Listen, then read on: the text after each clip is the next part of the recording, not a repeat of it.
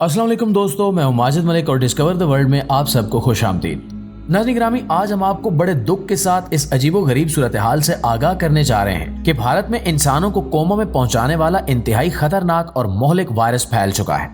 ये virus corona की तरह एक इंसान से दूसरे इंसान और इंसानों से जानवरों में भी मुंतकिल हो सकता है। इस वायरस से मुतासिर होने वाले लोगों की अमवात की शरह कोरोना के मुकाबले में बहुत ज्यादा है। मोदी सरकार अपनी तमाम तर कोशिशों के बावजूद इस पर काबू पाने की कोशिशों में नाकाम साबित हो रही है। ये वायरस भारत की जनूबी रियासत केरला से फैलना शुरू हुआ, जिसके बाद केरला के 7 बड़े देहातों का तमाम मुल्क से राब्ता मुनक़ता कर दिया गया। यहाँ की मार्केटें, स्कूल और दफातर गैर मुइना मुद्दत तक बंद कर दिए गए हैं। दोस्तों, सवाल ये पैदा होता है कि क्या भारत चीन की तरह ये वायरस तमाम दुनिया में फैलाने वाला मुल्क बनने जा रहा है, और क्या तमाम दुनिया में एक बार फिर लॉकडाउन होगा? तो दोस्तों, NIV या नीपा वायरस इंसानी दिमाग को मुतासिर करने वाला एक इंतहाई मोहलिक वायरस है। आपको ये सुनकर यकीनन हैरत होगी कि यह वायरस चमगादड़ से फैलता है, जो कि एक इंसान से दूसरे इंसान में मुंतकिल होता है और इन्फेक्शन का सबब बनता है, और ये इसी रफ्तार के साथ पालतू जानवरों में मुंतकिल हो जाता है। नीपा वायरस एक ऐसी बीमारी है जिसमें शरह अमवात कोरोना के मुकाबले में बहुत ज्यादा होती है। शुमाल मशरकी अफ्रीका और जनूबी मशरकी एशिया में नीपा वायरस की वजह से मुतअद्दिद बीमारियां फैल चुकी हैं। भारतीय मीडिया रिपोर्ट्स के मुताबिक नीपा वायरस 1998 में सबसे पहले मलेशिया के एक कस्बे नीपा में सूअरों में पाया गया था, जिसके बाद से इस वायरस का नाम नीपा वायरस रख दिया गया है।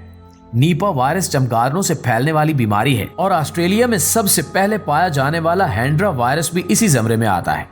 लेकिन सबसे हैरानकुन बात यह है कि जहां भी NIV यानी नीपा वायरस फैला, वहां इस वायरस को ले जाने का बज़ाहिर कोई जरिया नहीं था। सबसे पहले सन 2004 में बांग्लादेश के कुछ लोग इस वायरस से मुतासिर हुए।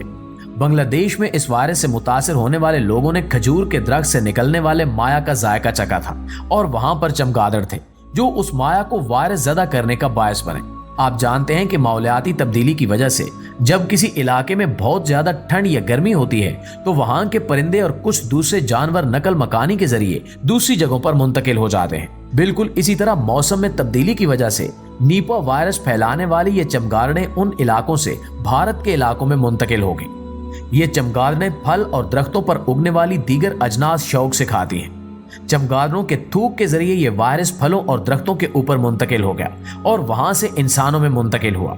एक इंसान से दूसरे इंसान में ये खून, पसीने और जिस्म से निकलने वाली रतूबतों से फैलता है।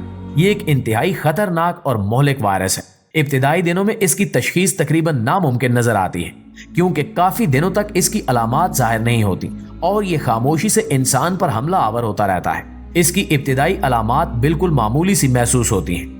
WHO के मुताबिक नीपा वायरस से मुतासर शख्स में तेज बुखार, सर दर्द, खांसी, गले की सोजिश, जिस्म में दर्द और थकावट जैसी अलामात पाई जाती हैं, जो बढ़ते बढ़ते इंतहाई खतरनाक सूरत इख्तियार कर लेती हैं, और ये वायरस इंसानों में दिमाग की सोजिश का बायस बन जाता है। दिमाग की सोजिश के बाद ये 24 से 48 घंटों में मरीज को कोमे की सूरत हाल तक ले जा सकता है। WHO के मुताबिक नीपा वायरस कोरोना वायरस के मुकाबले में बहुत कम फैलता है, लेकिन इन्फेक्शन के लिहाज से ये कहीं ज्यादा मोहलिक है। कोरोना वायरस से मुतासरा 100 मरीजों में से 1 या 2 की मौत होती है, जबकि नीपा वायरस के इन्फेक्शन से अमवात की शरह बहुत ज्यादा है। नीपा वायरस से 30 से 40% मुतासरा अफराद हलाक हो जाते हैं।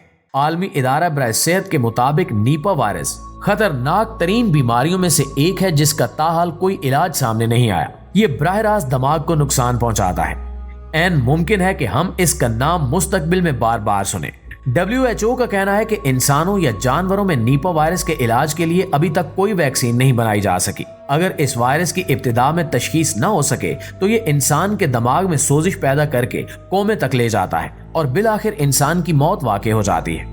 मुअज़्ज़िज़ दोस्तों, अगर ये वायरस चमगादड़ों के जरिए भारत तक मुंतकिल हो सकता है तो ये दूसरे मुल्कों तक भी पहुंच सकता है, और इसका सबसे पहला जरिया चमगादड़ें ही हो सकती हैं। इसके बाद भारत से नकल मकानी करने वाले दूसरे परिंदे और जानवर भी इस वायरस को दूसरे मुल्क मुंतकिल करने का जरिया बन सकते हैं। मोदी सरकार ने फौरी तौर पर केरला के 7 देहातों को लॉकडाउन के जरिए बंद कर दिया है, लेकिन अगर ये लॉकडाउन खत्म करना पड़ता है या इस लॉकडाउन की खिलाफ वर्जी की जाती है तो ये वायरस केरला से होता हुआ पूरे भारत में फैल जाएगा।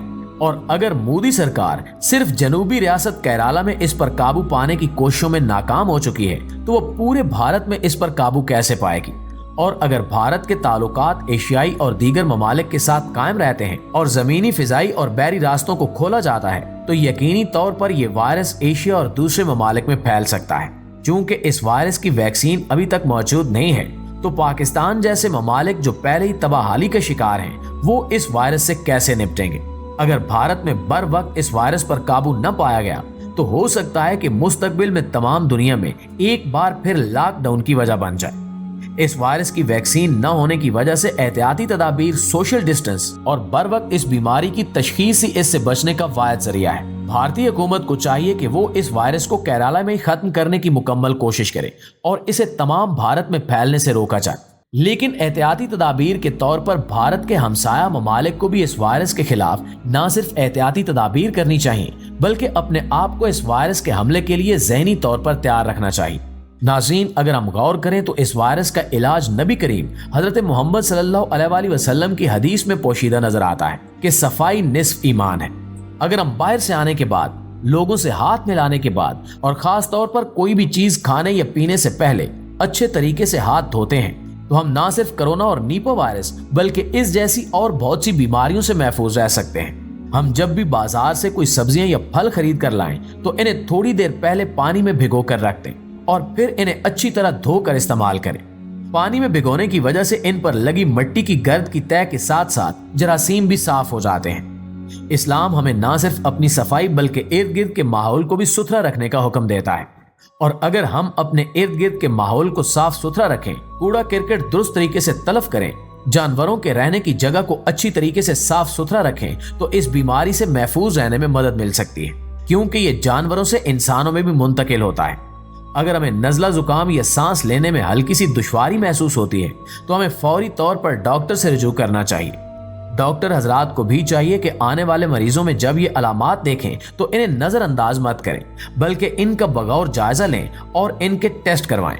ٹیسٹوں کے ریزلٹ آنے تک ایسے مریضوں کو دوسرے تمام لوگوں سے علیحدہ رہنے کی تلقین کی جائے۔ عوام میں شعور بیدار کیا جائے کہ اگر انہیں نزلہ، زکام، بخار، سانس لینے میں دقت اور خاص کر نمونیا کی شکایت ہو تو وہ بغیر کسی تاخیر کے فوری ڈاکٹر سے رجوع کریں اور ان کے بتائے گئے ٹیسٹ کروائیں۔